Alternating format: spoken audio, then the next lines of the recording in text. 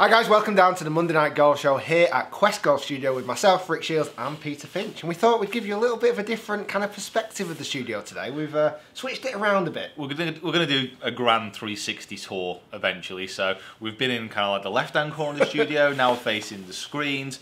Come 3 weeks, we'll be suspended from the ceiling like a couple of bats. Wow, so exciting week on the golfing circuit and the first event of the year, and what an amazing first event it's been with a certain world number one absolutely smashing the field apart. Literally destroyed everyone. Amazing.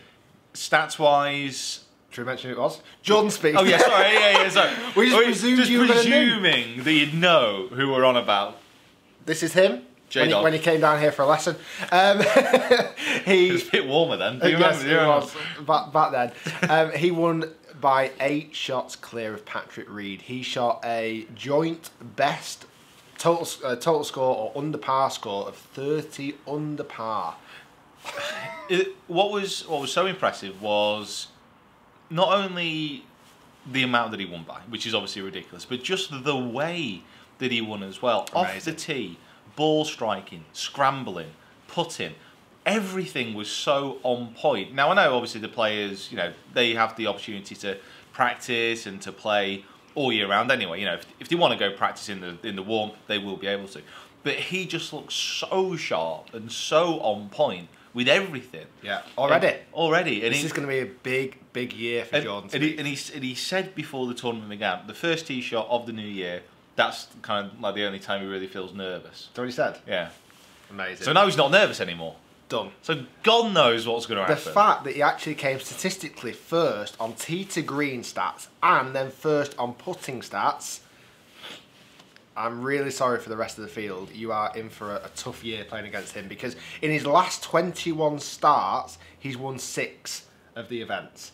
He is now the joint most tour winner at the age of under 23. So he's won 7 events under the age of 23 and under, joint with Tiger at the moment. I think that's a scary thing, because when you look at it, you go, 23. You go, oh yeah, it's good. Is he 22 at the moment though? I think he might be 22. Is he 22? Yeah, and it's just everything about him just keeps getting better and better and better. Obviously, we had Jason Day in the field as well. Played okay, played pretty solid. Well, he had an amazing last round. He actually shot an 8 under last round to shoot through the leaderboard.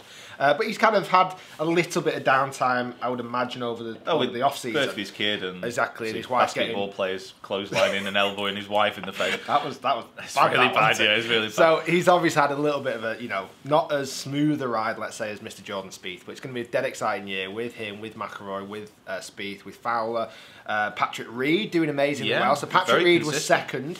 Patrick Reed now in his last 4 events worldwide, he's gone second, 10th, second.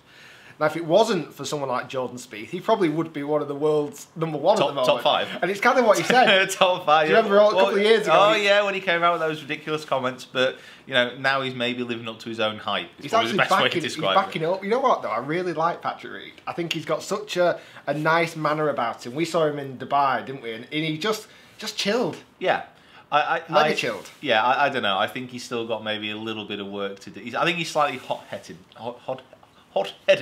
with some of the things he says and does. But the thing is, he's got the game to back it up when he's playing well, which is what you need. Unfortunately, what he said last time, he then went on the run of not actually playing that well, exactly. Which is always kind of the worst thing to do. If he'd have backed it up with the current form, then he'd have been absolutely fine. Absolutely. But so it was a great event and looked an amazing golf course. And a lot of very good players were playing. Obviously, all the past winners of last year were playing in it, and Jordan Spieth just absolutely smashed it. Yeah. So moving into the European Tour. So this was now an event in South Africa, which was the BMW South African Open, hosted by the city of Eureka. Oh my, I wish it was. That would be amazing. I almost did a double take then. I was like, Herculean. You know what, that's probably the best we're going to get. Oh no, Jordan's gone. One moment. Fill for me. We had a winner on tour who had quite a bit of a shaky final round. Jordan's obviously just come off the Apple TV there. Brandon Stone. Brandon Stone ended up winning by 2. 14 under par total score. But a very, very shaky final round. In his final round, he actually went out in 2 over par with a mixture of double bogeys. He had 4, sorry, double bogeys. He had 4 bogeys in the first 9 holes. Is he there? Maybe. Carry on filling. And then a couple of bogeys moving into the back 9, and then well, not luckily, but just about a foot and a half from the flag. we're definitely not how to show this. There he is. All right. And then had 4 birdies in the last 7 holes to win by 2. Yeah, I mean he's only a young guy, but I mean I think that's actually a really good sign for him because it's his first win on tour. Obviously, going into the last round, chance to win, you're going to be nervous anyway. Yeah. And to have that kind of start where you just have so many, well, a few birdies in there, but bogeys so many in a row, to actually manage to come back from that and then finish with those birdies. Imagine the thoughts going around in your head. And he came second from who, Pete? That is Christian Bezenhout. There we go. So Sky, if you're watching, we're always here for commentary. Christian, if you're watching, I apologise for I'm butchering your name. Daniel Brooks was third, though.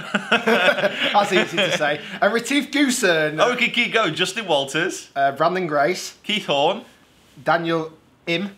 Trevor Fisher Jr. Mark Williams. Dean Burmeister. Xander Lombard. Yes, I think I Jason got Scrivener. Oh, you got it. No, done. Capillo. How did your mate do? He missed the cup. James was my first event back. Did miss the cup, unfortunately, but it's good to get him back out there. Absolutely. I think he would have been nervous as well. Definitely is. So moving into next week, there's a couple of events. There's a slightly odd event, a new event in Europe. It's the Eurasia Cup. Now this is Europe versus Asia. Captains are Darren Clark and for the European team, and G. Milker Singh for the Asian team. It does just look like Jordan Spieth looking at the top of my head at the moment. In a suspicious manner.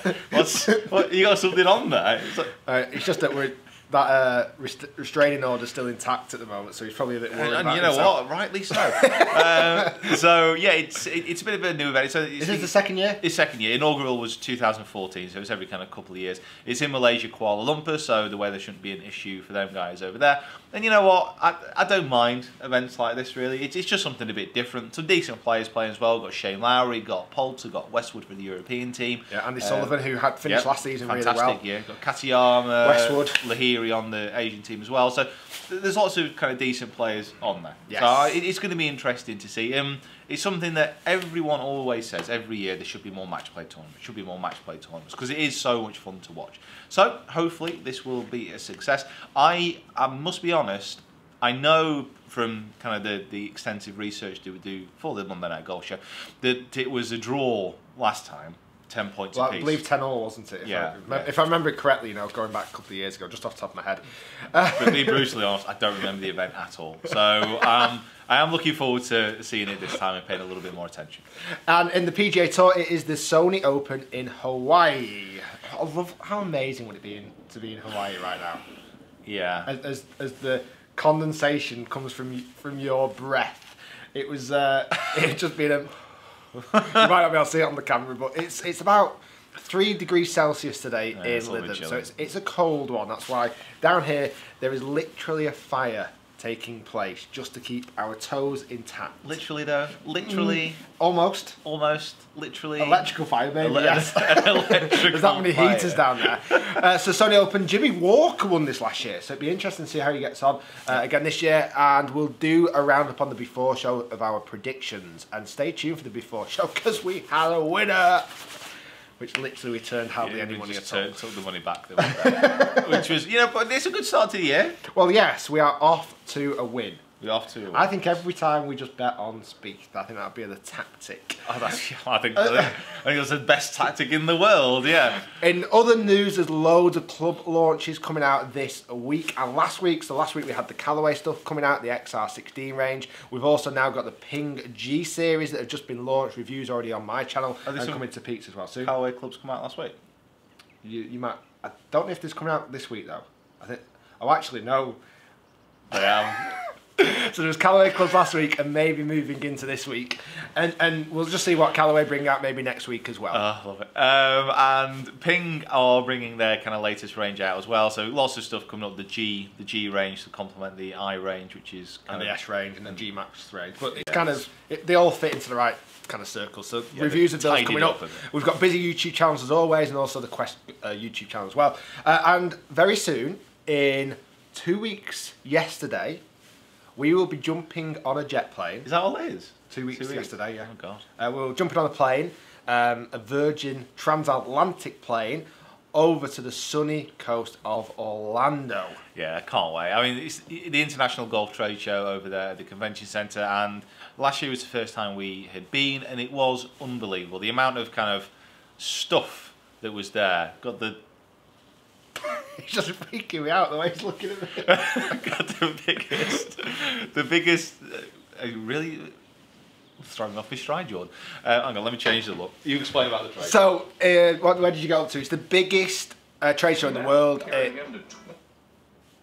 keep him there. Under par. Kind of next to his bum now. It is impacted. So, I don't think you're about to see it. Stop it.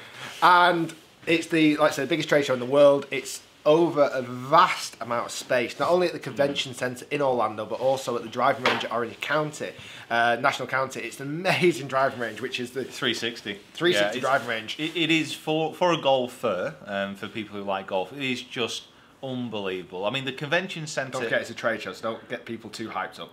Oh yeah, but it's amazing though. It's amazing. Anyone can go in. You don't have to. Can you? Yeah.